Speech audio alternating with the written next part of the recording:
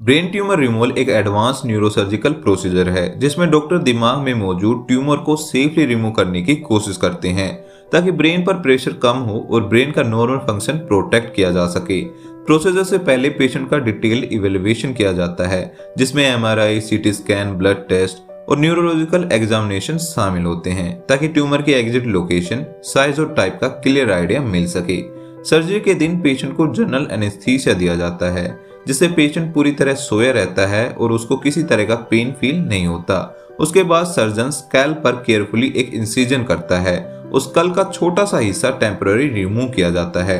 इस प्रोसेस को क्रेनेक्टोमी कहते हैं।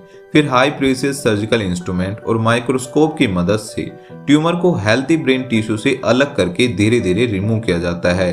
कई केसेस में न्यूरो नेविगेशन और ब्रेन मैपिंग टेक्निक का यूज किया जाता है ताकि इंपॉर्टेंट नर्व और सेंसिटिव ब्रेन एरिया को डैमेज होने से बचाया जा सके।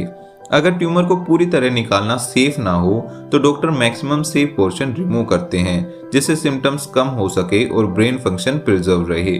ट्यूमर रिमूवल के बाद स्कल का हिस्सा वापस फिक्स कर दिया जाता है और इंसिजन को केयरफुली क्लोज कर दिया जाता है। पूरा प्रोसीजर आमतौर पर 3 से 6 घंटे तक चल सकता है जो ट्यूमर की कॉम्प्लेक्सिटी और लोकेशन पर डिपेंड करता है। सर्जरी के बाद पेशेंट को आईसीयू में क्लोजली मॉनिटर किया जाता है जहां ब्रेन प्रेशर और न्यूरोलॉजिकल स्टेटस लगातार चेक होते रहते हैं। ब्रेन ट्यूमर रिमूवल कई केस में एक लाइफ सेविंग प्रोसीजर होता है जो हेडेक, सीजर और वीकनेस जैसे सिम्टम्स को कम करता है और पेशेंट की ओवरऑल क्वालिटी ऑफ लाइफ को इम्प्रूव करने में मदद करता है।